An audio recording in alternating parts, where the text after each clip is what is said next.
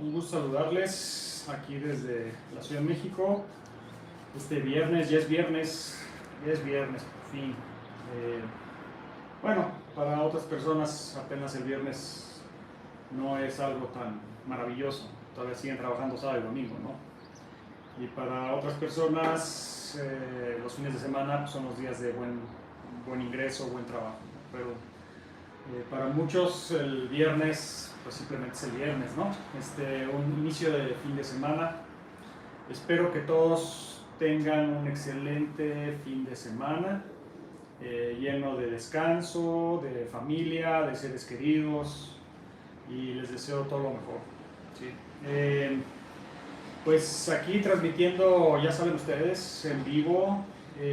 Ya hago las transmisiones en español prácticamente, ya grabo algunos videos en inglés, aunque realmente nuestros suscriptores y suscriptoras son más personas que hablan inglés, ¿sí? que personas que hablan español, ¿sí? El canal se viralizó por permítanme. El canal se viralizó por haber expuesto fraudes marciales, etcétera, y de ahí en inglés, y llamó mucho la atención. Y bueno, pues tenemos bastantes suscriptores en inglés y también bastantes en español, pero es un 60% de suscriptores en inglés y un 40% en español. Y bueno, pues el canal ahorita ya cuenta con 138,000 suscriptores. Estamos un tanto baneados, esa es la verdad. Estamos como un poco cancelados y eso porque aunque tenemos 138,000 suscriptores, las vistas de los videos tanto en inglés y en español, pues los de en inglés no suben más de 900 visitas, y en español pues 1,200, 2,000, y hay ustedes podrán ver una gran como incongruencia, ¿no?, entre las visitas de los videos y la cantidad de suscriptores en el canal. Es porque muchas razones, pero una de ellas es que no nos recomiendan, o avisan, pero la gente no pulsa, no le interesa. ¿Por qué? Porque la mayoría de las personas quieren ver controversia, quieren ver algo entretenido, y la verdad es que mi canal, el canal de Combat Tips, tiene algunas cosas entretenidas y otras no. O sea, otras que pues, no son tan entretenidas, no son tan llamativas. Trato de no hacer controversia, de no hacer estas estrategias de los youtubers de jalar suscriptores y visitas a través de la burla, a través del denostar a otros, a través de generar un circo, ¿no? Aunque sí, muchas veces sí soy, bien me conocen ustedes, bastante crítico en algunas. Tengo mis posturas, tengo mis formas de hablar, y eso a veces pues se toma como que estoy tratando de generar alguna controversia para generar visitas o cosas así, ¿no? Y en realidad no es así. O sea, en realidad lo que digo lo hago y lo digo porque creo en ello, y muchas veces al contrario, en vez de generar visitas se desuscriben, se salen del canal, dejan de ver los videos porque no les cae nada bien lo que digo, ¿no? Entonces, digámoslo así, no estoy realmente para agradar, sino para mostrar pues la experiencia, lo que he vivido, lo que creo, y a algunas personas les parecerá muy bueno, a otras les parecerá muy malo, y esa es la pluralidad, ¿no? Y eso es lo bonito de la libertad de expresión. Y bueno, más allá de que cómo vayamos en el canal, pues no importa. O sea, al final de cuentas esto lo hago, y los en vivos lo hago con mucho interés y diversión. Me gusta mucho compartir en vivo, me parece muy fresco, me parece también entretenido, y creo que ojalá sea propositivo, ¿sí? Ojalá siga siendo propositivo. Y por otro lado, pues el canal, aunque tenga suscriptores y aunque tenga sus pocas visitas y en los videos, etcétera, y haya este shadow ban, ¿no? Esta semi-cancelación y el algoritmo no nos favorezca muchas veces, a veces sí para ciertas cosas, para otras no. De todos modos lo vamos a seguir aquí haciendo y creo que es un excelente medio para difundir. Hoy por hoy, Combatives, mi sistema de Combatives, realmente no tenemos medios de difusión virtual. Bueno, tenemos el canal de YouTube, tenemos el Telegram, tenemos un Instagram que Jesse abrió hace poquito, ahí va subiendo algunas poquitas cosas, y un Facebook que realmente está pues con muy poca información, ¿sí? O sea, si se quieren enterar de los eventos, de los cursos, de las clases, de los exámenes, de todo lo que ocurre en el mundo Combatives México, pues el canal de YouTube este canal es la mejor opción, ¿sí? Entonces realmente para eso lo utilizamos, para difundir el sistema y seguir adelante. Bueno, comentarles que en este en vivo voy a hablar sobre cómo protegerte realmente en México, ¿sí? En un país tan complejo y que también se asemeja a otros países, de países hermanos de Centroamérica, Sudamérica, pero también países que pudiéramos tener algunas similitudes con Estados Unidos, con algunos lugares de Europa, etc., ¿no? ¿Y por qué es tan importante, yo considero este en vivo, de cómo protegerse realmente? Cómo protegerse realmente. Porque muchas personas están viviendo, vamos a decir, un temor constante, momentos de angustia incluso. Muchas personas saben de alguien que ha sido víctima de algún acto violento. Muchas personas han sido víctimas de actos violentos. Y la violencia es algo terrible, ¿sí? La violencia yo considero que es la peor faceta del ser humano, es lo más oscuro del ser humano, la violencia, ¿no? La violencia física, la violencia verbal, la violencia mediática, la violencia ideológica, cualquier tipo de violencia es terrible porque causa mucho sufrimiento, ¿sí? Mucho sufrimiento. Ahora bien, si nosotros y muchos de ustedes que siguen el canal y ven los videos y conocen el trabajo que estamos haciendo, pues muchos de ustedes nos siguen instructores, instructoras de artes marciales, de defensa personal, instructores de armas de fuego, instructores de punzocortantes, instructores de artes marciales tradicionales, nos siguen también peleadores de artes marciales mixtas, boxeadores, kickboxers, o sea, nos escriben y me escriben y les agradezco, me mandan mensaje, personas de diferentes ámbitos de la vía marcial, ¿sí? De todo tipo, ¿sí? Judocas, competidores de jiu-jitsu brasileño, competidores de MMA, kickboxers, bueno, como les digo, de todo. Y a su vez, lo interesante del canal es que no nada más atrae la atención de deportistas, de competidores de deportes de contacto, sino también el canal y el trabajo que estoy haciendo y que estamos haciendo en Combatives atrae también maestros de artes marciales tradicionales y maestras y practicantes. Y también lo interesante es que atrae personas de defensa personal y tácticas con armas y seguridad, etc. Y hay personas que incluso ven los videos y ven los en vivos para no estar de acuerdo y para enojarse y molestarse también. Es normal, ¿sí? El trabajo que desempeño desde hace años, mi forma de ser, mi forma de explicar, no agrada a muchas personas, ¿sí? A muchas personas no agrada, les parece algo espantoso, les parece X y Y. O sea, es que es parte de, ¿no? Aquí en México, ustedes, la gente que está fuera de México, me han preguntado, oye Bruno, ¿cómo reciben Combatives, un sistema mexicano en México? ¿Cómo lo reciben? Sí tenemos nuestros, vamos a decir, nuestros fans, o sea, tenemos mexicanos y mexicanas que valoran mucho el trabajo y vienen a las clases, vienen a los cursos. Vamos, ¿sí? Es una respuesta positiva por un lado, pero también tenemos muchísima gente, y lamentablemente yo diría más gente que no les agradamos en absoluto. No les agradamos, no les gusta nuestro trabajo, se sienten amenazados, ahora sí que les arde, ¿no? y les arde más que tengamos un cierto nivel de éxito y que estemos proponiendo cosas serias, etc. Es normal, o sea, dicen, nunca vas a ser profeta en tu propia tierra. Y es cierto, muchas veces lamentablemente el ser humano tiene esta mentalidad, ¿no? de la cubeta de cangrejos, como llamamos aquí en México, ¿no? Uno empieza a salir adelante y los demás lo empiezan a jalar.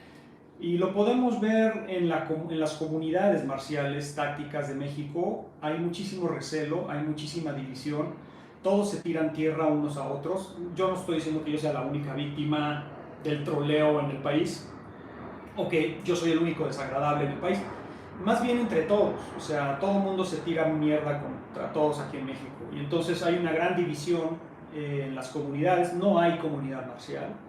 Hoy por hoy no podemos pensar en un evento interdisciplinario, vamos a decir, que agrupe diferentes comunidades marciales y que pudiera haber una armonía y una alianza. No la hay porque es una rebatinga, o sea, se arrebatan.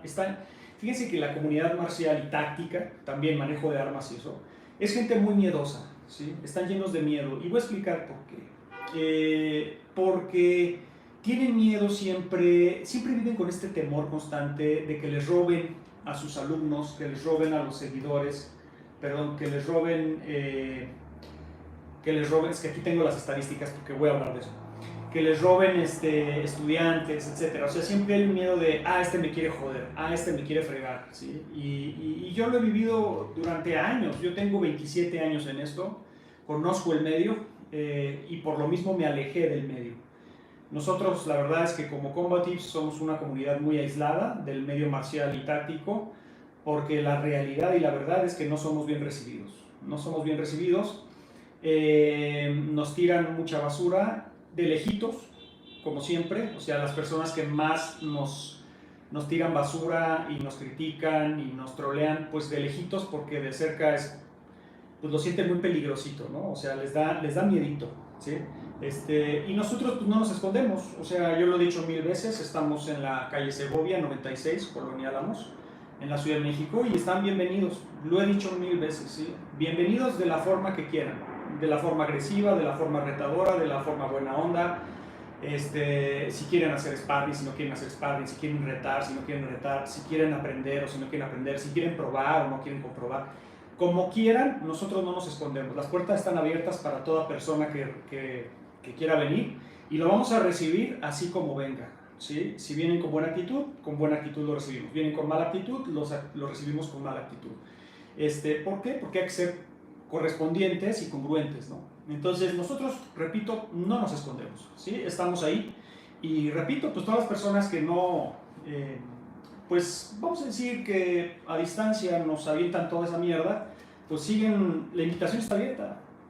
Ahí estoy, ahí estamos, no nos escondemos, ¿sí? A diferencia de muchos de estas personas que atrás de un avatar o atrás de una cuenta falsa o a distancia, sabiendo que nunca nos vamos a topar de frente, que nunca nos vamos a topar en persona, pues sí se descosen, ¿no? Diciendo una serie de, insultando, criticando, diciendo mentiras de nosotros o de su servidor, etc.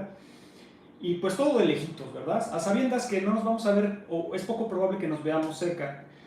¿Saben qué? Yo creo que la vida es tan maravillosa que pudiera darnos la oportunidad, ojalá, de tener, ¿sí? ese momento en persona, ojalá. Pero bueno, más allá de eso, nosotros seguimos, y lo más importante, creo yo, es no enfocarse en eso. O sea, hay que ser consciente de eso. No podemos, nadie puede simplemente ignorar las diferentes percepciones que tienen del trabajo de uno. Es normal, ¿sí? Yo creo que no se puede ignorar, por más que uno quiera, ¿no? Hay gente que dice, es que a mí no me importa lo que digan, a mí sí me importa. Yo creo que a todos nos importa, a mayor o menor medida, a todos nos afecta, a todos nos influye, ¿no? El punto es cómo nos influye, ¿sí? A mí y a mis instructores y a la comunidad Combatives sí nos importa mucho lo que piensen de nosotros, la percepción de la gente, nos importa mucho y nos ayuda a mejorar, ¿sí? recibimos todas las críticas, recibimos todos los comentarios, recibimos todo, incluso las que nada más son troleo a lo idiota, que no tienen ni siquiera ningún fundamento técnico, ni táctico, ni nada, nada más es aventar mierda porque les arde que tengamos éxito. Incluso todo eso lo recibimos, porque para nosotros ese es el combustible para seguir adelante. Mientras más crítica, más tratamos de mejorar, ¿sí? Entonces, mientras más, no, es que esto lo están haciendo mal, a ver, vamos a ver, ¿qué estamos haciendo mal? No, pues esto, pues vamos a mejorar. No, es que esto, pues vamos a mejorar. O sea, en vez de molestarnos y nada más responder reactivamente a las críticas, digamos que lo que hacemos es responder con el trabajo, responder con la disciplina, responder con la seriedad de lo que estamos haciendo y responder con mejorar lo que estamos proponiendo, ¿no? Entonces creo que ahí es donde está el secreto y yo le recomendaría eso a todos ustedes, porque, repito, yo no soy el único que vive un constante troleo, ¿no? Yo creo que todos lo vivimos. ¿Cómo recibes eso y cómo lo usas para mejorarte a ti mismo, tu sistema, tu profesión, lo que estás proponiendo? Entonces, ese es un comentario que quería hacer y lo quería hacer respecto también a que antier y ayer tuvimos exámenes de grado. Quisiera yo felicitar públicamente a todos los que hicieron examen y a Jessy también que hizo examen esta semana. Quisiera felicitarlos y felicitarla por su buen trabajo, su compromiso. Ayer yo les dije que se nota la pasión, ¿sí? A mí me sorprendió, por ejemplo, los exámenes de ayer.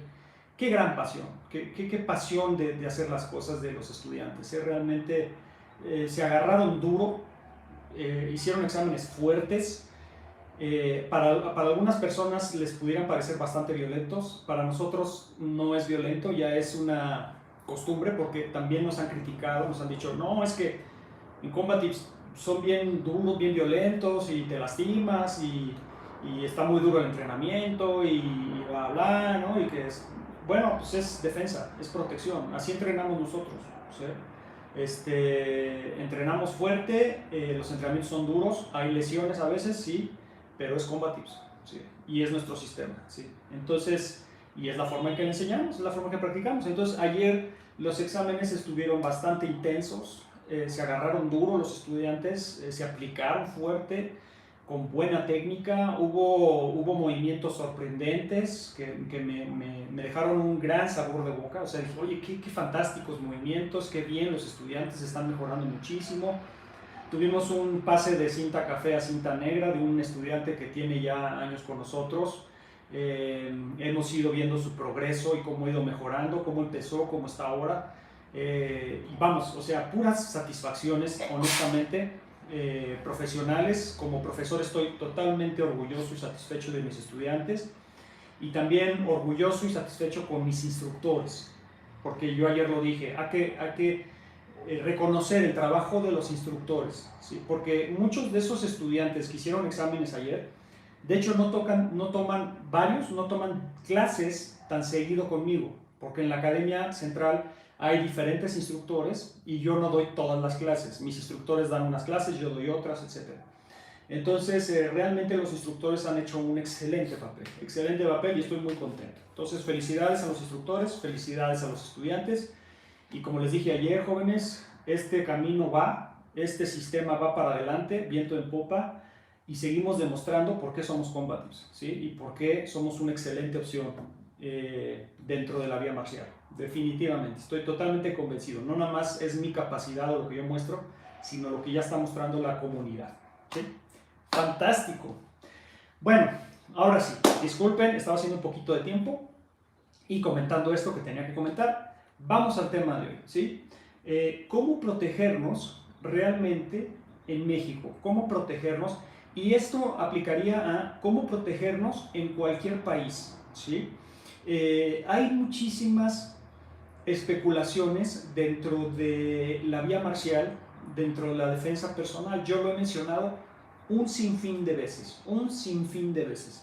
La defensa personal se ha vuelto muy especulativa, ¿sí? De imaginación, de hipótesis. Las artes marciales también se han vuelto, en relación a la practicidad y funcionalidad en situaciones de riesgo, son aún más hipotéticas y más especulativas.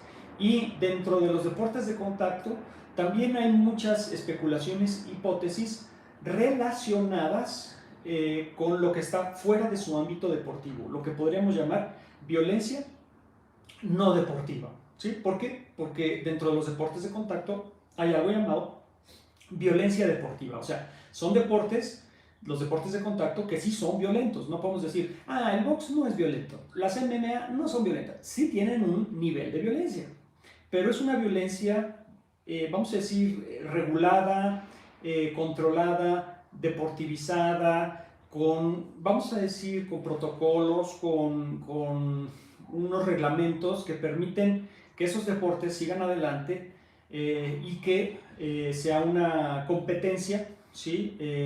Atractiva para los que ven esas competencias y vamos a decir de cierta manera beneficiosa en cierta parte para los competidores, ¿no? En muchos sentidos. Ganan dinero, ganan prestigio, ganan promociones, promotores y toda una serie de cosas, ¿no? Y además exploran sus verdaderas capacidades combativas, etcétera, a través del deporte.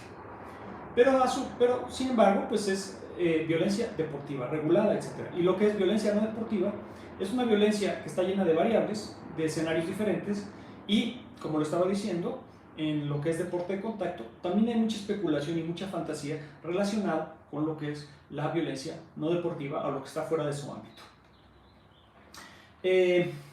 Y esto, ¿por qué es importante señalarlo?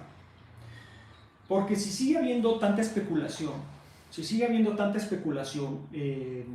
al respecto de los escenarios que una persona pudiera sufrir, escenarios de violencia que una persona pudiera sufrir, entonces se está entrenando a ciegas, se están desarrollando técnicas que no tienen nada que ver con la realidad. A ver, veámoslo desde otra perspectiva. Tenemos un terreno, tenemos un territorio. Este ejemplo lo he puesto varias veces, pero creo que vale la pena retomarlo. Tenemos un territorio, ¿sí? que tiene ciertas características. Un territorio que tiene ciertas características. Y para poder formar un mapeo, un mapa de ese territorio, y que ese mapa le sirva a otras personas que cuando entren a ese territorio puedan utilizar ese mapa para no perderse en ese territorio, para poder transitar, para poder utilizar ese territorio, se necesita de la experiencia directa del territorio y se necesita hacer un trazo y un mapeo, ¿sí? Conforme al territorio. Es como si yo veo de lejos un territorio, ¿sí? Y yo imagino el mapa. Pues yo creo que es así, yo creo que es así, yo creo que es así, yo creo que es así. Especulo el mapa, lo dibujo y este es el mapa de este territorio. Y entonces preguntaríamos, a ver, tú viste desde lejos el terreno y marcaste un mapa a lo que tú viste, pero tú has entrado en el territorio, en las cañadas, en los ríos, en las veredas, en los valles, en las montañas, a profundidad y conoces el territorio o lo trazaste desde afuera. Si la persona te dice, lo tracé desde afuera, ¿cómo podríamos nosotros confiar en un mapa que está trazado y diseñado desde afuera? ¿Sí? Porque el peligro está en que nosotros usamos ese mapa, entramos a ese territorio y ya estando en el territorio adentro del laberinto, vamos a tratar de usar el mapa, pero resulta que el mapa no tiene nada que ver con el territorio, porque fue trazado hipotéticamente, fue trazado especulativamente. Fíjense que si nosotros utilizamos ese ejemplo en lo que sería defensa personal y en lo que sería voy a decir pretensión, voy a decirle esa palabra, la pretensión de las artes marciales tradicionales y también la pretensión de los deportes de contacto y también uniría la pretensión de los sistemas de defensa personal.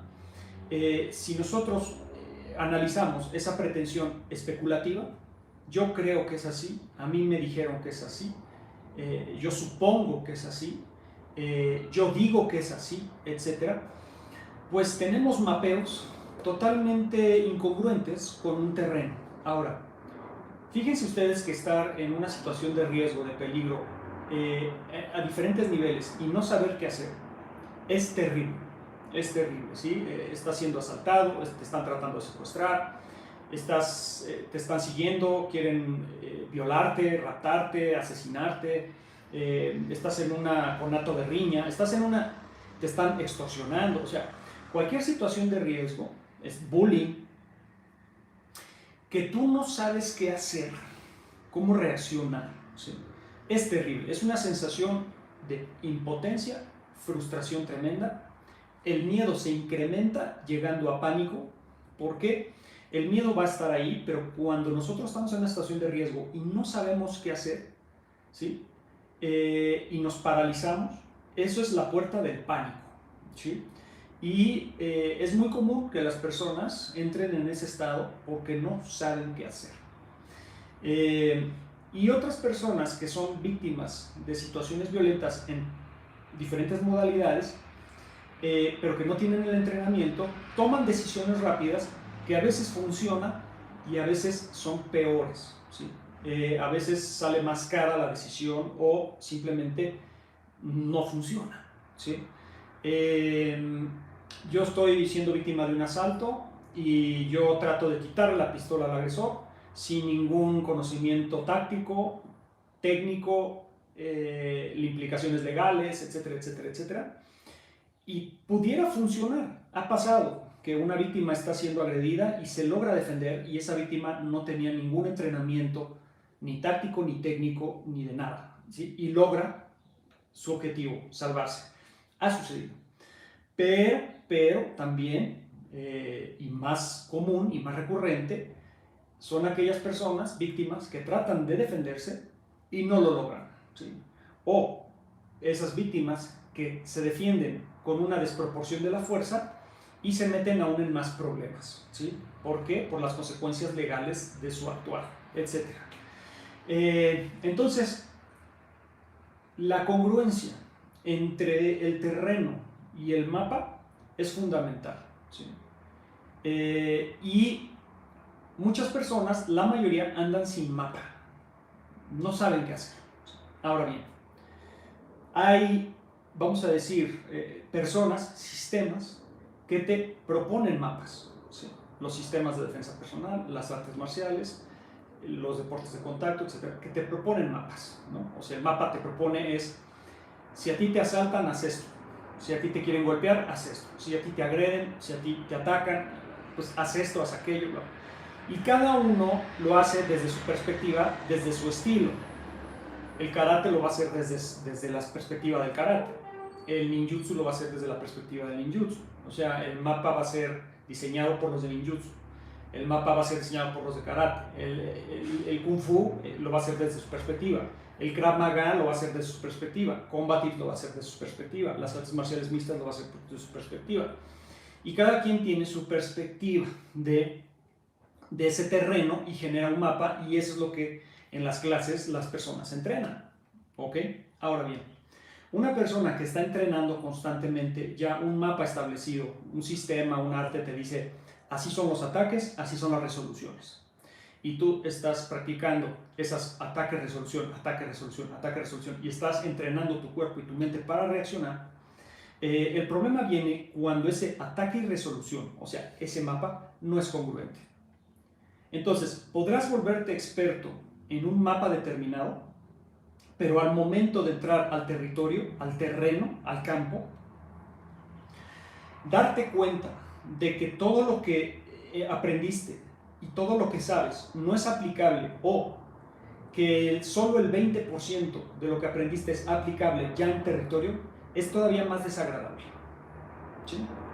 ¿Qué empecé diciendo? Muchas personas no saben qué hacer. Y hay otro tipo de personas que creen que saben qué hacer porque entrenan algo, pero cuando ya se ven en la situación de riesgo, cuando ya se ven, ahora sí que a la hora de la hora en la realidad, ¿sí? Es una cubetada de agua helada porque no es la realidad que ellos pensaban que era, ¿sí? No sucedió como les dijeron que iba a suceder. ¿Por qué? Porque hubo prefabricación, vamos a decir, y preconcepción de cómo son los ataques, cómo son las amenazas, cómo son las riñas. Por ejemplo, ustedes véanlo, en muchos sistemas se preconcibe, se prefabrica un escenario y entonces, a ver, hoy vamos a ver ataque de cuchillo. Y entonces el instructor te muestra cómo es el ataque de cuchillo según él. Y ustedes podrán ver cómo hay una gran incongruencia. O sea, el instructor muestra un ataque de cuchillo determinado, pero cuando ustedes ven ataques reales de cuchillo que están grabados en cámaras de seguridad, que son compartidos en las redes, etcétera, o testimonios de personas, o ustedes mismos si han sido víctimas de algún ataque punzocortante, se dan cuenta que el tipo de ataque que muestra el instructor no tiene nada que ver con los ataques reales de cuchillo. Otro ejemplo, hoy vamos a ver desarmes de arma de fuego. Perfecto. Y el instructor muestra una forma de poner la pistola, una forma de amagar, una forma de amenazar, bla, bla, bla, bla. Y cuando viene un asalto real, cuando viene una situación real, toda esa biomecánica que mostró, de ataque que mostró el instructor, no tiene nada que ver con la realidad. Entonces, las personas se hacen mapeos internos, ¿sí?, de entrenamiento, de dinámicas de entrenamiento, vamos a decir, enseñadas y practicadas y desarrolladas en centros de entrenamiento tradicionales, ¿no?, deportivos y de defensa personal, y muchas veces no corresponde ni siquiera el ataque mismo a la realidad.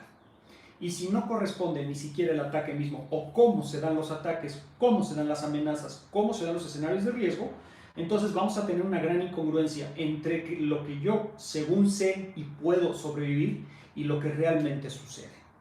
Y la experiencia, a mí, debo decir que a mí afortunadamente he tenido suerte, no me ha pasado. O sea, no he sentido como esa incongruencia, o sea, no he sentido de, ay, me están atacando y tengo que hacer esta técnica y no funcionó, afortunadamente, ¿sí? Y espero no tener esa experiencia, honestamente. Pero conozco muchísimos testimonios, conozco muchísima gente que practicaban un arte marcial, que practicaban un sistema de defensa, que practicaban un deporte de contacto, etcétera, y que trataron de hacer algo en una situación real y no pudieron hacerlo.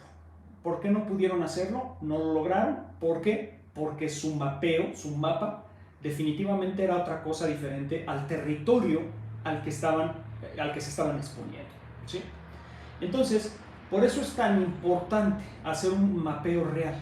O sea, realmente entender el terreno, entender el campo, entender el territorio y con base en la evidencia de lo que se estudia, lo que se investiga, desarrollar las técnicas.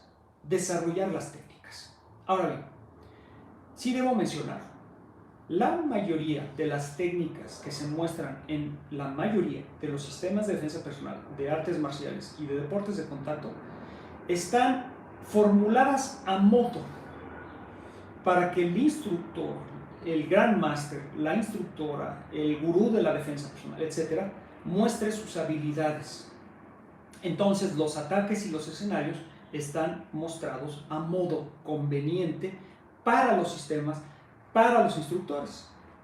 Lógicamente, si yo muestro algo, ¿sí?, que me conviene a mí como instructor, porque puedo hacer un movimiento espectacular o un movimiento muy efectivo, pues voy a atraer muchos clientes, porque la gente va a decir, ay, mira, ¿no? Esta persona sí se sabe defender, porque mira cómo le quitó la pistola, mira cómo le quitó el cuchillo, mira cómo lo golpeó, mira cómo lo derribó, mira cómo hizo el otro.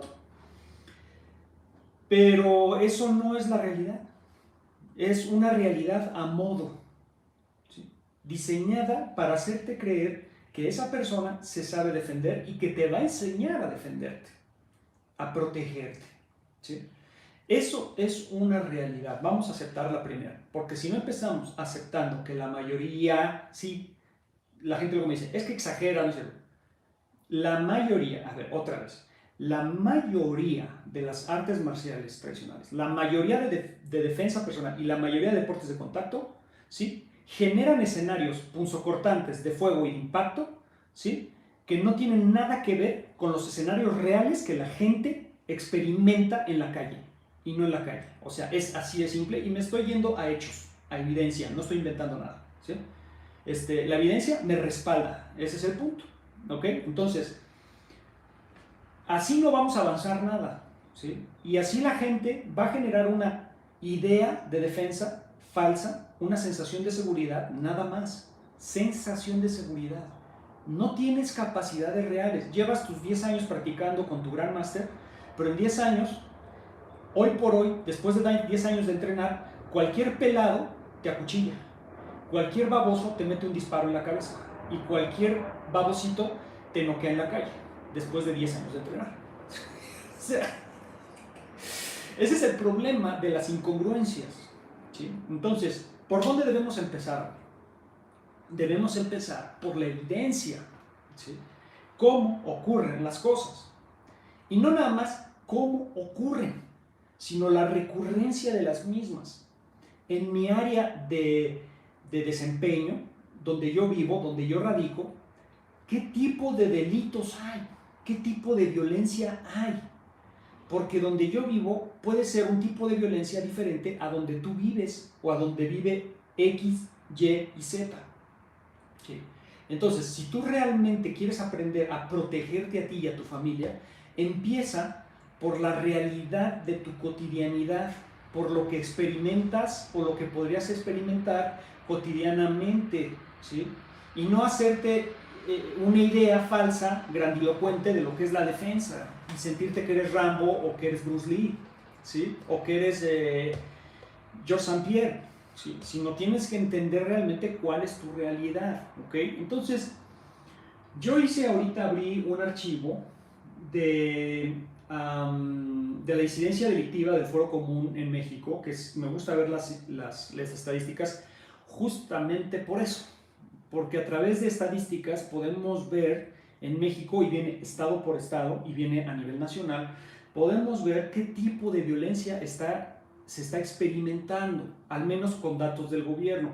Esos datos muchas veces no son tan precisos, también están manipulados, pero sí nos pueden dar, ¿sí?, un cierto panorama y podemos cotejar esas estadísticas con lo que vemos en las redes sociales, en las noticias, ¿no? Básicamente que mucho es desinformación, pero en temas de seguridad y eventos violentos muchas veces sí se filtra esa información, y también lo que podemos cotejar nosotros con la propia experiencia y la experiencia de nuestros allegados.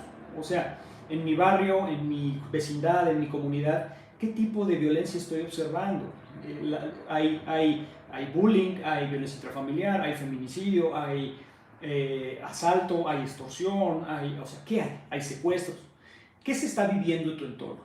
Y conforme a lo que se está viviendo en tu entorno, tú entonces puedes hacer un mapeo real y entonces puedes decidir qué es lo que necesito realmente para defenderme. Necesito aprender a pelear, necesito un arma de fuego, necesito tecnología de seguridad, cámaras, alarmas, etc. Necesito mudarme de ese lugar. ¿Qué medidas necesito para protegerme? Porque, a ver, el título del en vivo era verdadera protección. O sea, ¿qué se necesita para protegerse en México? No dije qué se necesita para defenderse. Si nosotros entendemos la protección, involucra el ámbito preventivo. Lo que se dice defensa personal es el uso de la fuerza específicamente. Y yo no dije, y yo no puse, ¿sí?, ¿qué se necesita para defenderse? Para usar la fuerza en México, ¿sí?, para que sea efectiva el uso de la fuerza, ¿sí?, para que realmente ese uso de la fuerza nos salve la vida o a nuestros seres queridos. No puse, ¿qué se necesita para protegerse? O sea, estoy incluyendo la parte preventiva, ¿sí?, no nada más el tema del uso de la fuerza.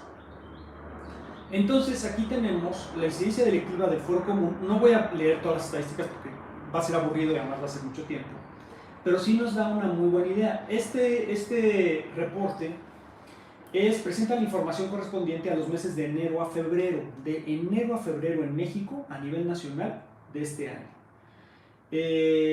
Vamos a ver, aquí tenemos, aquí está, tenemos homicidio doloso, ¿ok? En homicidio doloso, en lo que va de este lapso, tenemos 4,000 homicidios dolosos, de enero a febrero nada más, ¿sí?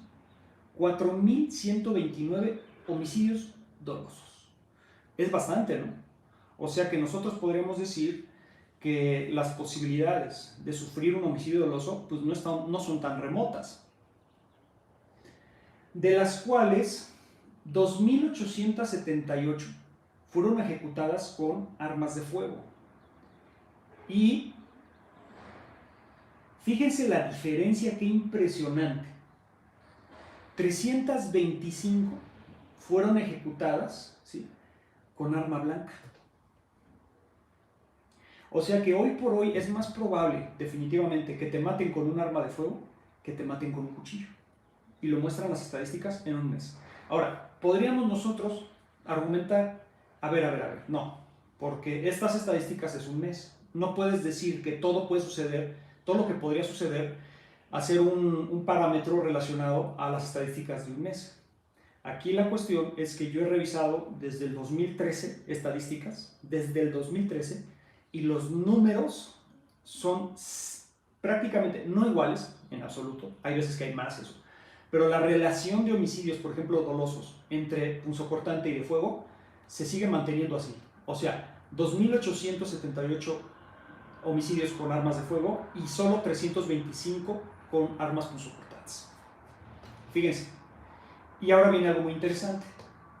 821 homicidios, de esos 6.791, 821 con otro elemento. Eso quiere decir que se pudo haber usado un arma de impacto, un arma circunstancial o las propias manos, ¿sí? Ahogaron a la persona, la ahorcaron, la golpearon con una piedra, la patearon hasta matarla, etc. Entonces, fíjense aquí las estadísticas. Lo más curioso, y yo les puedo decir, porque yo sí las he revisado desde el 2013, vamos a decir, las diferencias se mantienen prácticamente similares. O sea, en México hoy por hoy es más probable que te maten con una pistola, ¿sí?, seguido de que es más probable que te maten con una piedra, con un bat, con un martillo o con las manos, y por último, que te vayan a matar con una punzocortante. Fíjense cómo las estadísticas van marcando esto. Y luego tenemos 105 no especificados, ¿sí? Todavía es más, vamos a decir, especulativo, porque no especificado es, bueno, ¿qué te refieres con no especificado?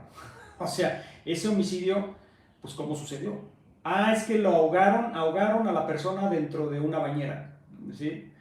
Es que le embolsaron la cara y la ahogaron con la bolsa, etc., ¿sí? Ahora miren, homicidio culposo, que podríamos decir un homicidio más circunstancial. La persona no quería matar a la persona, pero la acabó matando. Tenemos, en lo que va de enero a febrero, tenemos 2.662 homicidios culposos, de los cuales con armas de fuego fueron 11, ¿sí? Y tenemos con arma blanca 0. Y en accidente de tránsito, fíjense cómo se dispara, 2.167, con otro elemento 318, y tenemos no especificado 166. O sea, que muchos homicidios culposos, accidentales, ocurren en incidentes de tránsito. Si nosotros, y luego ya vienen lesiones, ahorita voy a la parte de lesiones. Si nosotros entendemos estas estadísticas y las comparamos con estadísticas anteriores y vamos año con año hacia atrás, vamos entendiendo que finalmente, estadísticamente hablando, es más probable que tú sufras un fallecimiento propio o de algún ser querido de una forma dolosa, o sea, que alguien venga a lastimarte y que la forma en que venga a lastimarte sea con un arma de fuego. Seguido de que esa persona viene a lastimarte con una piedra, un martillo, con las manos, con, vamos a decir, una silla, ¿sí?, con un cable o con lo que sea. Y por último, con armas punzocortantes, ¿sí? Entonces, estadísticamente hablando, si nosotros mapeamos aquí, a ver, vamos a traducir eso a defensa personal, al uso de la fuerza. Primero, vámonos a ese punto. Pues, ¿qué deberíamos entrenar? ¿Sí? Debemos aprender a lidiar con situaciones con armas de fuego.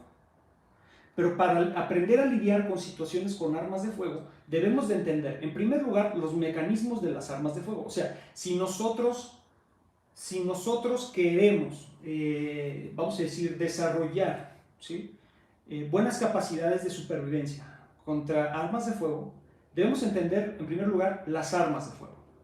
¿Cómo funcionan los mecanismos? ¿Qué tipo de armas de fuego? Ok, luego, ¿cómo se utilizan esas armas de fuego? Tenemos 3 maneras. Tenemos amenaza, amague y ataque. Amenaza es cuando alguien a distancia, sin pegarnos el arma o sin tocarnos, nos muestra el arma de fuego o nos la semi-muestra, ¿sí? El segundo es amague, es cuando nos pega el arma o nos sujeta y el arma está más cerca de nuestro cuerpo, y el ataque es cuando esa arma se acciona para lastimarnos, ¿ok? Tenemos esas tres modalidades: amenaza, amague, ataque, entendiendo el mecanismo de esas armas, tipos de armas, etc.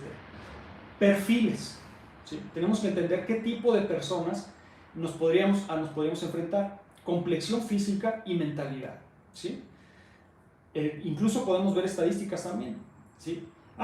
La mayoría de los asaltantes son personas de entre 18 y 27 años, 40 años, estadísticamente hablando. Eso quiere decir que las probabilidades de que alguien te asalte van a ser con un arma de fuego, y que es probable que sea un joven de 18, de 20, de 22, o sea, y que no sea un viejito de 80 años, ¿sí?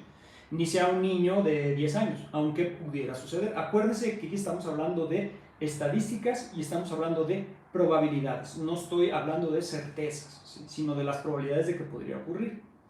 Y si nosotros entendemos la complexión de la mayoría de los jóvenes, al menos en el centro del país, estamos hablando de un promedio de 68 a 80 kilos, más o menos. Si nos vamos 1,75, 1,80, más o menos. Si nos vamos al norte del país, si nos vamos al norte de México, vamos a hablar de complexiones, pues lógicamente más pesadas, de 85 para arriba, y los norteños pues miden de 1,80 para arriba, 1,90, 2 metros, ¿sí? Entonces, todo eso nos ayuda a entender, ¿sí? Más o menos mapear a qué tipo de persona nos podríamos enfrentar, con qué tipo de arma y cómo manejaría esa arma.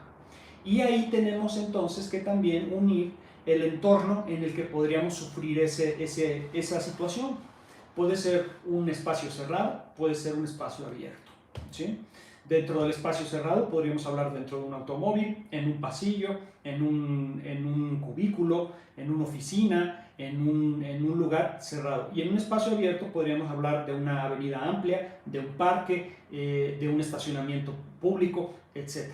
Entonces, si ustedes se dan cuenta, nosotros nada más con el tema de armas de fuego, comprendiendo que la mayoría de los homicidios dolosos en México, desde el 2013 hasta la fecha, se han ejecutado con armas de fuego, entonces nos vemos en la necesidad de entrenar este tipo de situaciones.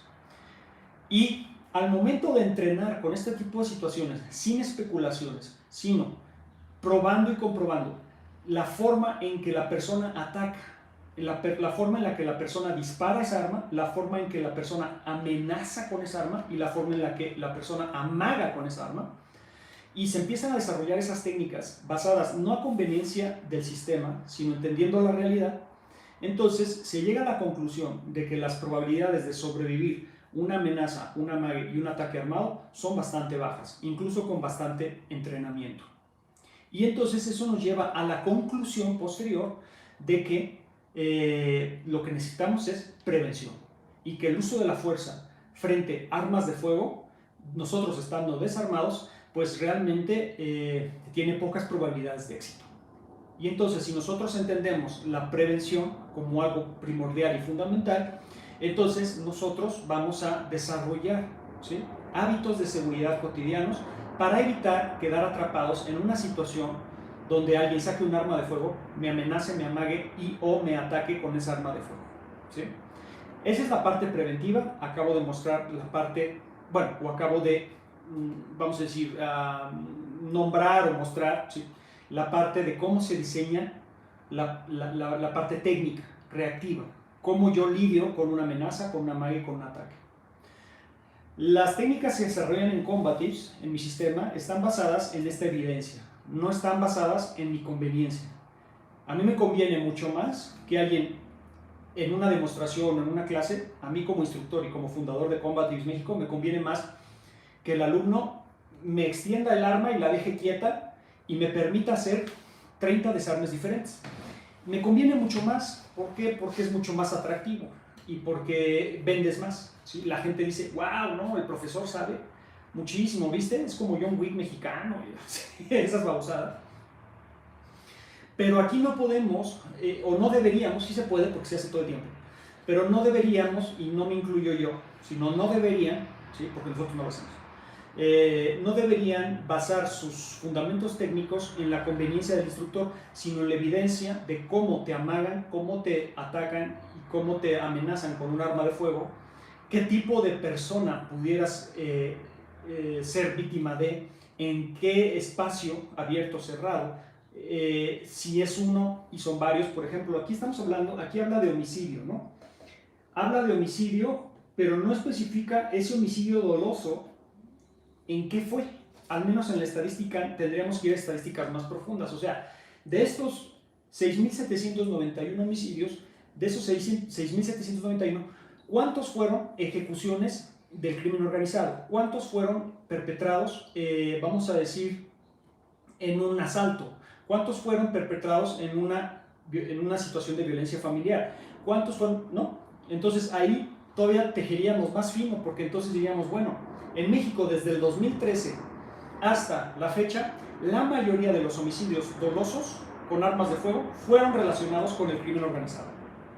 Y esto sí lo puedo decir, porque así fue, ¿sí? La mayoría de las personas asesinadas en México con armas de fuego están, esos eventos, esos casos, son relacionados con el crimen organizado. Entonces, viéndolo desde una perspectiva mucho más preventiva y amplia, ¿sí? Muy amplia, nosotros, ¿qué tenemos que hacer? ¿Sí?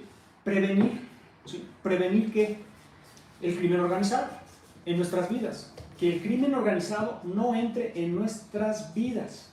¿Y cómo haríamos nosotros eso? ¿Sí? Con hábitos de seguridad, comprendiendo el crimen organizado en sí mismo, ¿sí? O sea, si yo tengo un negocio, yo soy en México, hoy por hoy, si yo tengo un negocio y un negocio exitoso, hoy por hoy soy susceptible a ser extorsionado por el crimen organizado. Y si yo no pago la cuota al crimen organizado, si no les llevo la corriente con la extorsión, soy susceptible a ser asesinado con un arma de fuego ejecutado y ser parte de esta estadística. ¿Sí? Entonces, fíjense cómo el terreno estadísticamente hablando, ¿sí? Y cotejado, otra vez como les dije, con diferentes fuentes, nos permite entender qué prevención debemos aplicar y qué uso de la fuerza o qué tipo de uso de la fuerza, con qué nivel de éxito podríamos aplicar en diferentes situaciones de riesgo. Vamos a otro. Homicidio doloso con arma blanca. Estamos hablando que hubo 325 asesinatos con arma blanca de lo que va enero-febrero. Y fíjense, en lesiones dolosas tenemos, fíjense cómo cambia, para que se den una idea. Imagínense esto, ahorita les voy a dar, permítanme, estoy aquí. Lesiones dolosas con arma blanca, o sea, significa que trató a la persona de herir, pero no asesinó, pero sí lastimó a la víctima. Con arma blanca, 1.589 lesiones dolosas con arma blanca, de enero a febrero en todo México. Comparado con el homicidio doloso con arma blanca, 325. ¿Qué nos marca esto? Nos habla de los ataques de cuchillo, ¿sí? Yo lo he dicho una y otra vez, el cuchillo es un arma muy peligrosa, muy sangrienta, ¿sí? Pero es más probable sobrevivir un ataque con arma blanca que un ataque con arma de fuego, ¿sí? Y muchos espertazazos, no es cierto, el cuchillo es lo más horrible que hay, es lo más letal, no es cierto. ¿Con qué fundamentos lo digo? Sencillo, estadísticas del 2013 a la fecha, o sea, estadísticas de 9 años, más o menos, 9, 10 años, ¿sí? Con esas estadísticas les puedo decir que es la misma tendencia, ¿sí? Hay más lesiones dolosas, radicalmente más, 1.500, ¿sí? 1.589, comparado, o sea, tentativas de homicidio, de lesiones, de que quisieron apuñalar y no lo mataron a la víctima, comparadas con 325, y así ha sido desde hace 9, 10 años. ¿Sí? Entonces, ¿eso qué parámetro nos da? Entender que vamos a desarrollar prevención y reacción para armas blancas. Pero vamos a hacerlo con la estadística, con la evidencia y cotejar estas estadísticas con los testimonios, con la información que tenemos, tanto de videos de seguridad, de ataques reales de cuchillo, amenazas y amagues reales de cuchillo, con la propia experiencia de las personas que hemos sufrido ataques punzocortantes, y con esa información integral podemos entonces desarrollar dinámicas reales para supervivencia contra punzocortantes, ya acorde a un mapeo, ¿sí?, estadístico al menos. Por eso las estadísticas, yo estoy mencionándolo ahorita, la estadística debe estar cotejada, la estadística, nosotros no podemos desarrollar o no deberíamos desarrollar técnicas de defensa y hábitos de seguridad, lo que es la parte preventiva, nada más por estadística. Tenemos que usar estadística, tenemos que usar evidencia directa, indirecta, y tenemos que usar testimonio. Eso es lo que tenemos que hacer. O sea, ¿para qué? Para que toda esa información integralmente conjunta, así, podamos desarrollar técnicas reales de defensa contra punzocortantes y hábitos reales para evitar situaciones violentas. Miren, aquí, por ejemplo, tenemos lesiones, feminicidio con arma de fuego. Vamos a hablar del feminicidio. Fíjense ustedes, ¿sí? Aquí de enero a febrero, el feminicidio, tenemos con arma de fuego, son 38 mujeres asesinadas con arma de fuego. Y tenemos 30. Fíjense cómo cambia radicalmente. Si nosotros nos vamos al homicidio doloso general, hay mucho más personas asesinadas con armas de fuego que con armas blancas. Pero si nos vamos al ámbito del feminicidio, ¿sí?, del homicidio contra una mujer por el mero hecho de ser mujer, por el odio, por la misoginia, por etcétera, fíjense cómo se empatan las cosas. Tenemos 38 versus 30. O sea, a ver, una mujer, ¿sí?, tiene altas probabilidades de ser asesinada tanto con un arma de fuego, o sea, que le dispare, que ser apuñalada. Casi 50%, miren, o sea, 38 y 30. Entonces, si nosotros queremos pensar en defensa personal real para mujeres y protección para mujeres, para evitar que sean asesinadas, debemos de tomar en cuenta que es altamente probable que a la mujer la asesinen tanto con un disparo con un acuchillamiento. Y si nosotros quisiéramos desarrollar técnicas reales para que esa persona, esa mujer, se defienda contra un cuchillo, tenemos que entonces tomar en cuenta que la mujer ya en sí está en desventaja en muchos ámbitos. El agresor es altamente probable que sea mucho más corpulento, mucho más pesado y mucho más fuerte. Ese ya es una desventaja impresionante, ¿sí? Entonces, ¿cómo y qué tipo de técnicas debe desarrollar una mujer para poder defenderse realmente de un ataque punzocortante? ¿Sí? ¿Por qué? Porque las posibilidades de ser asesinada con la punzocortante son muy altas.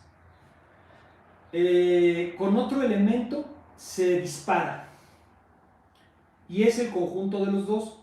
65 mujeres fueron asesinadas, y si le sumamos no especificado, estamos hablando de 74 mujeres fueron asesinadas de otra forma, ni con un cuchillo ni con un arma de fuego. Eso significa que la mujer entonces también debe aprender técnicas de hand to hand, de defensa, ¿sí?, donde si la están ahorcando, si la están ahogando no sé, en la bañera, o si le pusieron una bolsa en la cara, o si la están matando a golpes, pues tiene que aprender a defenderse, ¿sí? Fíjense ustedes aquí las estadísticas de lo que es el abuso sexual, de lo que va de enero a febrero. Del abuso sexual estamos hablando de 5.322 víctimas, 5.000 víctimas de abuso sexual, ¿sí? 5.000, ¿sí? O sea, es bastante alto. Estamos hablando, ¿cuánto de homicidio? Estamos hablando de 4.000. O sea, hay más abuso sexual que homicidio. ¿Eso qué nos dicta? ¿Qué nos dice? Que podríamos ser es más probable que seamos víctimas de un abuso sexual ciertos sectores de la población que un homicidio. ¿sí? Si nos vamos a estadísticas, pero repito, no podemos tomar las estadísticas a rajatabla porque hay que ver todos los factores variables. Y en abuso sexual estamos hablando de 5,000. Imagínense, si tenemos violación simple, tenemos 2,339 y equiparada tenemos 1,193. ¿Sí? Y otros delitos que atentan contra la libertad, o sea, lo que es privación de la libertad y la seguridad sexual, tenemos 1,953. O sea que el tema de la agresión sexual es un tema fundamental y debería ser fundamental en toda academia de artes marciales, defensa personal. Si es que esas academias están pretendiendo dar resoluciones reales a sus usuarios. Entonces, el practicante, la practicante, debería trabajar y practicar escenarios posibles de acoso y abuso sexual y saber cómo salir de esas situaciones. Ahora, si el mismo instructor o la misma instructora no sabe, porque no tiene la información, no tiene el conocimiento técnico ni táctico para enseñar, ¿sí?, escapes, supervivencia y resolución de abuso sexual, pues ¿cómo chingados lo va a enseñar? Ahí está el problema. Vamos a terminar con esto. Total de delitos contra el patrimonio. Ahí va, este es un temazo. O sea, lo que es el robo, ¿sí? Robo con violencia, robo sin violencia, robo a casa habitación, robo automotor. Ahí les va nada más las estadísticas para que se den una idea y vean la diferencia. Tenemos en robo total 98,690 casos en lo que va de enero a febrero, documentados. Imagínense lo que no está documentado, lo que no está denunciado. Yo creo que se va al doble. Yo creo que de enero a febrero, en México, ha de haber habido más de 170,000 robos. Y yo creo que por mucho más. Pero estadísticamente, y lo que muestran aquí los datos, fíjense en comparación con el homicidio. En el homicidio doloso tenemos, 4,129 y homicidio en general 6,791. Fíjense la diferencia con robo total, 98,690. O sea que por mucho es más probable que alguien te quiera robar a que alguien te quiera matar, estadísticamente hablando.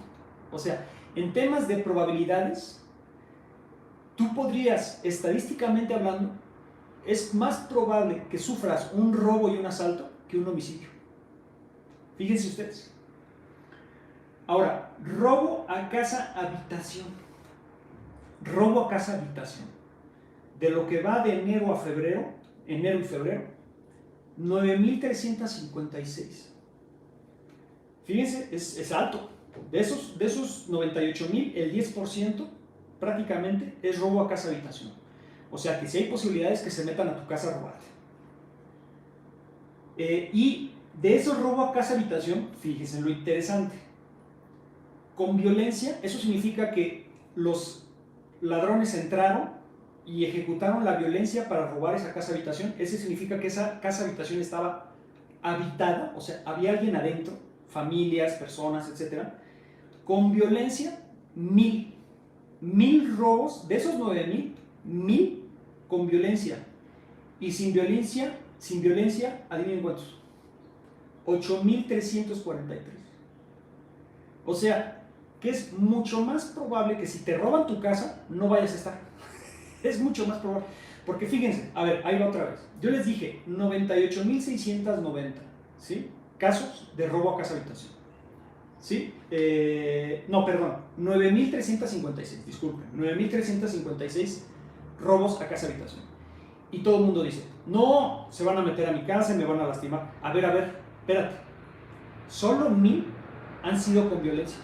La mayoría, 90% prácticamente, son sin violencia. Eso significa que te estuvieron estudiando, estuvieron viendo cuando no había nadie y se metieron y te robaron tus cosas. ¿Qué nos dicta este territorio? A ver, ¿qué nos dice? ¿Qué es lo que debemos hacer para prevenir robo a casa habitación? A ver, ahí les va. Fíjense esto. Mucha gente quiere comprar un arma de fuego de una forma legal. Y la única forma de usar un arma de fuego en México es, y que no vayas a la cárcel, es dentro de tu casa, con un calibre registrado, permitido, con un arma registrada, ¿ok? Si tú tienes un lanzagranadas o si tú tienes un AK-47 y lo sacas a la calle y matas a unos secuestradores, te vas a la cárcel, ¿sí? Si tú tienes una 22 no registrada o tienes una 9 milímetros, te vas a la cárcel. Si tú tienes una 380, una 38 especial, etcétera, que son registradas, o una escopeta 12 o lo que sea, y la usas fuera de tu casa, te vas a la cárcel. La única forma es que la uses dentro de tu casa, y si tú provocas un homicidio, un fallecimiento, ¿sí? Pues ojalá sea dentro de tu casa y sea justificable, vamos a decirlo así. Ahora bien, mucha gente dice, me voy a comprar un arma porque no quiero que me vayan a robar, que se vayan a meter a mi casa y me vayan a lastimar. Ok. Pero si nosotros nos vamos a la evidencia, la gente no debería priorizar en comprarse un arma de fuego. La gente debería priorizar en poner cámaras, alarmas y mejorar la seguridad periférica y estructural de su casa en vez de comprarse un arma. ¿Sí? Porque si tú piensas, me tengo que comprar un arma porque me van a asaltar en mi casa, estás alucinando. ¿Por qué? Porque solo el 10% han sido robos a casa-habitación y el 90% con violencia. Y el 90% de robos a casa-habitación han sido sin violencia, o sea, se han metido a robar las cosas a la gente. ¿Qué va a suceder? Tú te compras una pistola, te compras 3 pistolas o 4 o 5 reglamentarias, las tienes ahí, pero no mejoras la seguridad de tu casa, ni alarmas, ni cerraduras, ni cámaras, ni absolutamente nada. ¿Qué sucede? ¿Sí? Te vas de viaje, te vas a trabajar, cuando regresas ya se metieron a tu casa y ya se robaron todas tus armas. ¿Por qué? Porque tú alucinaste un mapa que no existe. ¿Por qué? Porque el terreno, el territorio y la evidencia nos muestra que es más probable que se metan a robar a tu casa cuando tú no estés. Entonces, ¿qué es lo que tienes que mejorar? ¿Sí se dan cuenta de la importancia de la evidencia para no estar alucinando pendejadas? A ver, ahí les va. Robo de vehículo automotor. Tenemos 23,000 robos de vehículo, de los cuales 16,000 fueron con coche, automóvil. De esos 23,000, 16,000 fueron automóviles. Con violencia fueron 6,000. O sea, les quitaron a las personas a punta de pistola o de cuchillo o de amenazas, les quitaron el carro. 6,000 de enero a febrero. Pero 10,000 fueron sin violencia.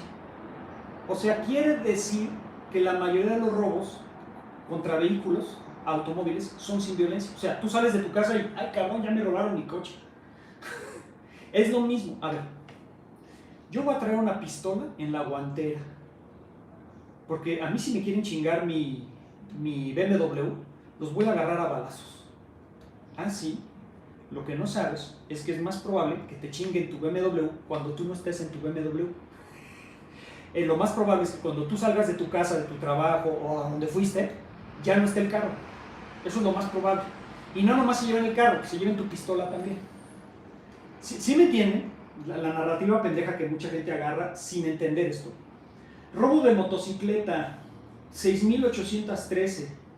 De las cuales 1,652 fueron sin violencia y 5,000, con violencia, y sin violencia fueron 5,000. O sea, lo mismo. Es que a mí no me van a quitar mi moto Harley, no me van a quitar mi moto bla bla, y yo, bueno, déjame decirte una cosa. Es más probable que cuando tú no estés arriba de la moto, salgas, tu moto ya no esté. ¿Sí? Es más probable eso. Entonces, mejora las alarmas de tu moto, mejora los hábitos de seguridad, dónde pones tu moto, tenla vigilada, así como tu BMW. ¿Sí? En vez de estacionarlo en cualquier pinche calle y que te valga madre porque según a ti nadie te lo va a robar, de repente sales y el carro ya no está. Entonces mejor fíjate dónde realmente lo pones y mejora la seguridad de tu propio auto con alarmas, con X y Y. ¿Sí? O sea, ese es el punto. Ahora, vengan, déjenme ver aquí. Robo, ahí viene. Robo a transeúnte en vía pública. Robo a transeúnte en vía pública. ¿Cuántos creen? Documentados. Porque lo documentado es más o menos a veces el 40-30% de lo real. O sea, lo que no está documentado, mucho más, ¿sí? De lo que va a enero a febrero, de robo a transeúnte en vía pública, 10.904 asaltos en México. 10.000 asaltos, 11.000 casi, asaltos, de enero a febrero, en vía pública, ¿sí? A transeúnte. Ahora fíjense, ¿cuántos creen que hubo con violencia de esos 10.000? El 80%. 8.180. ¿Y cuántos creen que hubo sin violencia? 20%. O sea, que hoy por hoy, si te asaltan, es más probable que te asalten con violencia a que te saquen nada más la cartera. O sea, estadísticamente hablando.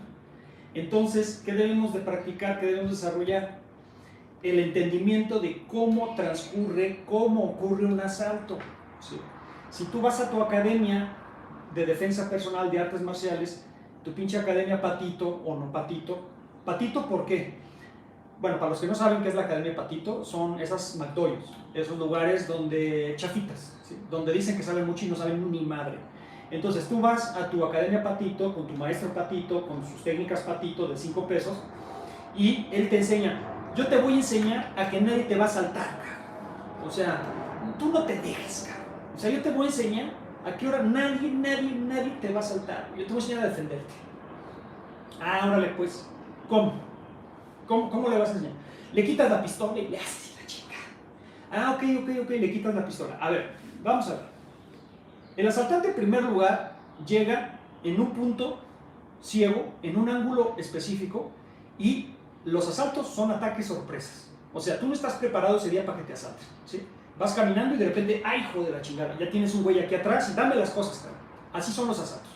No es de que tú vas viendo al fulano, llega a 4 metros y te voy a asaltar, te voy a asaltar, te voy a asaltar. Y tú vas preparándote, respirando, haciendo tus mudras. Me van a asaltar, me van a asaltar. ¿Sí? No te da tiempo de pensar de nada, ¿sí? Los asaltos son así, en chinga. Cuando menos lo esperas, te chingan, ¿sí? Cuando menos lo esperas. Y muchos no son de frente, ¿sí? Te llegan, te agarran del cuello y te meten la pistola en las costillas, o te amarran o te amagan de cierta forma que te inmovilizan. Esa es la realidad de los asaltos. Y cuando es de frente, muchas veces llegan y la pistola ni la acercan, están aquí de, órale, güey, dame las cosas. No te dan ningún momento en el que tú puedas alcanzar el arma para desviar trayectoria. Así de simple, ¿sí? Ese es el modus operandi de la mayoría de los asaltos. Que puede haber un asaltante pendejo que te acerca la pistola y te agarra de frente y te da el tiempo suficiente para desviar y quitar la pistola. ¿Ha sucedido? Ha sucedido. Porque aquí estamos hablando de probabilidades. Las estadísticas y seguridad en general son probabilidades. Quien te hable de certezas y garantías es un pendejo, no sabe ni madre, ¿sí? Entonces, en probabilidades entendamos que la mayoría de los asaltos ocurren de esa forma, que te puede tocar el pobre pendejo que te asalta y te pone la pistola así, se la puedes quitar, te puede tocar, pero en probabilidades es más probable, digamos, que te vayan a asaltar de una forma donde no vas a poder quitarle el arma nunca. Y no nada más eso, donde no va a venir solo el asaltante, vienen otros 3, viene otro, y están vigilando, y están los vigías y los halcones, y es mucho más complejo un asalto, ¿sí? Entonces, la gente va a sus pinches academias Patito a enseñar a aprender pura pendejada de alguien que no entiende lo que es un asalto porque nunca lo han asaltado, ¿sí? Y a quienes han asaltado entienden cómo es un asalto y te va a decir, no estés enseñando pendejadas porque un asalto no es así, ¿sí? Entonces, las probabilidades de que tengas un robo con violencia son altísimas. Aquí estamos viéndolo, es bastante alto, ¿sí? Es menos probable que te saquen la cartera, es más probable que te la pidan a madrazos, ¿sí? Y entonces, si nosotros comprendemos realmente el modus operandi de los asaltantes, cómo te amagan, cómo te amenazan y cómo te podrían dañar, entonces desarrollamos técnicas para mejorar la supervivencia en esa situación, pero entendiendo que las probabilidades de supervivencia son bastante bajas y que lo mejor es la prevención. Eso es lo primero.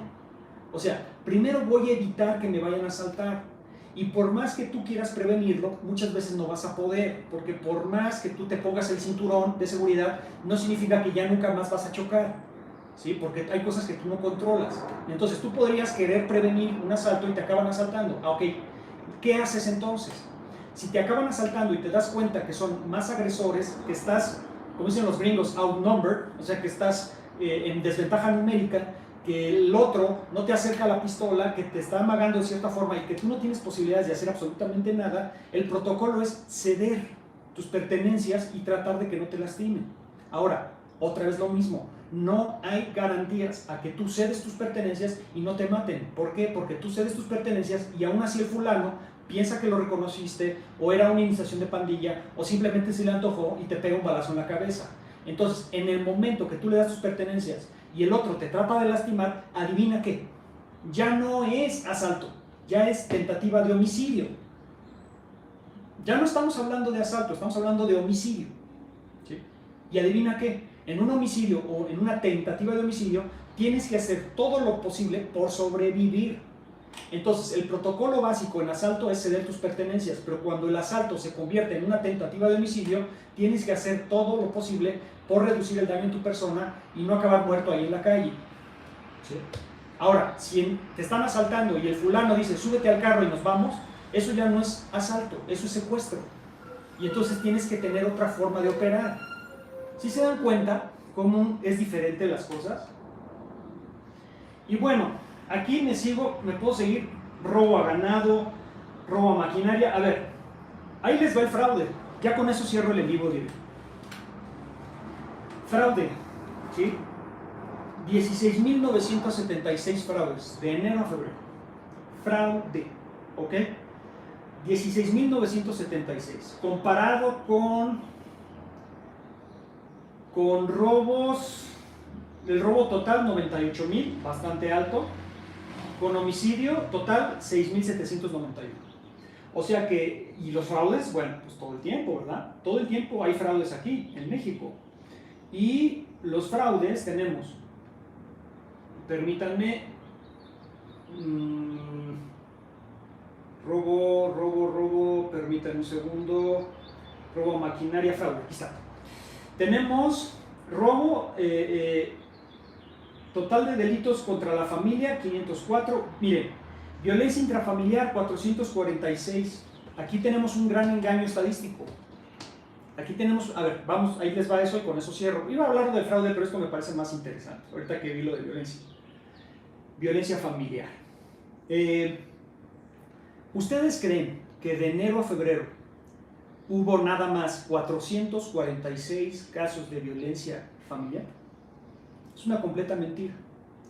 Eso no significa que estén maquillando las cifras. Eso significa que la mayoría, 90%, y me estoy yendo muy generoso, vamos a decirle 95%, de veras, de los casos de violencia intrafamiliar no se denuncian, no se reportan. Y no por eso quiere decir que no existan. En términos de defensa personal, artes marciales y lo que sea, también se debe de tomar en cuenta la violencia intrafamiliar, lo que una persona sufre dentro de sus círculos de confianza, ¿sí? Y qué tipo de medidas se deben de adoptar en lo que es violencia intrafamiliar. Si nosotros pensamos en que queremos, como instructores o como sistema, y no queremos ser patitos, y queremos ayudar realmente a los usuarios a defenderse, y sabemos que los usuarios es altamente probable que sufran de violencia intrafamiliar, porque la estadística es por mucho más alta que esto, e incluso si alguien expresamente, alguna estudiante nos expresa, yo sufro de violencia intrafamiliar, necesito que me ayudes, ¿sí? En primer lugar, ¿qué parte preventiva podemos aportar? El problema de la parte preventiva en violencia intrafamiliar es que es prácticamente imposible, y lo explico por qué. Porque la violencia intrafamiliar, ¿sí?, es dentro del círculo familiar, y dentro del círculo familiar tenemos una codependencia emocional y una dependencia económica, ¿sí? Y si tenemos a una persona que está siendo agredida dentro de su propia familia, normalmente esa persona es dependiente económica y emocionalmente del agresor. Entonces, ¿cómo previenes eso? Si ya hay una dinámica enfermiza, tóxica y un círculo vicioso. ¿Sí? Tú le puedes enseñar a defenderse. ¿Sabes qué? Yo te voy a enseñar a defenderte contra tu padrastro, contra tu papá, contra tu mamá, contra tu tío, contra tu primo que te golpea, que abusa sexualmente de ti, que te acosa, que te lastima, etc. Ok, tú puedes enseñarles la parte física, pero no va a servir de nada si no hay un trabajo terapéutico, psicoterapéutico, emocional. Si no le enseñas primero a esa persona a romper con esa codependencia emocional y si esa persona no tiene posibilidades de una dependencia económica. ¿Por qué? Porque la víctima queda atrapada, aunque la víctima, miren, muchas de las víctimas no se defienden. ¿Por qué? Porque defenderse significaría que ya no reciben esa manutención, ese sustento. Entonces, la persona primero tiene que buscar una independencia económica de su agresor, una independencia emocional y posteriormente desarrollar las técnicas de defensa para defenderse de su agresor. Tú le puedes enseñar todo lo que quieras en defensa y se puede volver una bala y se puede volver una persona que sabe pelear y que sabe defenderse, pero no lo va a hacer al momento de ser agredida, porque esa persona va a priorizar su comida y su techo, aunque eso implique y signifique un abuso sexualizado o no. Entonces fíjense cómo está mucho más complejo, ¿sí? Violencia intrafamiliar es de lo más complejo que hay, ¿sí? Quieres ayudar a la persona, tienes que trabajar de otra forma, no nada más de la forma física. Tienes que trabajar emocional, psicológicamente hablando, y tienes que proponer soluciones integrales donde la persona puede encontrar una independencia económica de su agresor. Mientras eso no se dé, repito, tú le puedes enseñar a pelear de 1000 maneras, no lo va a usar. Y si lo usa, va a acabar peor, ¿sí? Entonces, en fin, ya lo voy a dejar así porque sigue narcomenudeo, falsificación, evasión de presos, daño a la propiedad, despojo, violencia de género, otros delitos contra la familia, robo de cables, tubos y otros objetos destinados. A ver, cuando me dicen, es que la mejor defensa personal es esto. Y es que la mejor, ok. A ver, vamos a hablar de violencia. Violencia es homicidio doloso, homicidio culposo, armas de fuego, punzocortantes, otro elemento y no especificado. Tenemos lesiones con las mismas armas, tenemos feminicidio, tenemos aborto. Tenemos libertad de personal, tenemos secuestro extorsivo, secuestro en calidad de rehén, secuestro para causar daño, secuestro express y otro tipo de secuestro. Tenemos tráfico de menores, tenemos rapto. A ver, díganme que en su pinche cabeza es defensa personal que te sirve para todo, ¿sí? Tenemos abuso sexual, acoso sexual, hostigamiento sexual, violación simple, violación equiparada e incesto.